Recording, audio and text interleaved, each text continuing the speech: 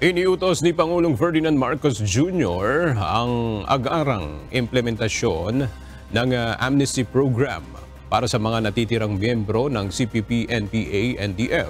Ito ang isa sa mga direktiba ng Pangulo na naganap sa 5th National Task Force to End Local Communist Armed Conflict o NTF-ELCAC Executive Committee meeting kahapon sa Malacanang.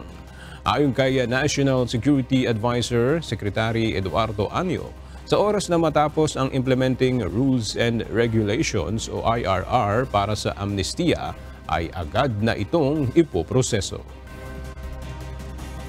Una-una, binigyan na ng ating go signal ang ating presidente na i-finalize yung IRR para magsimula na.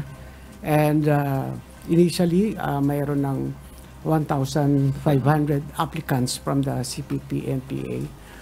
Iyon ay ipoprocess kapag ma-finalize na yung IRR.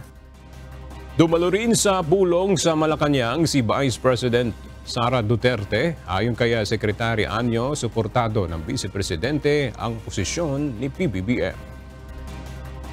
She's supportive to the President, and there was a very good discussion, particularly on the proposed roadmap and some actions that have to be taken.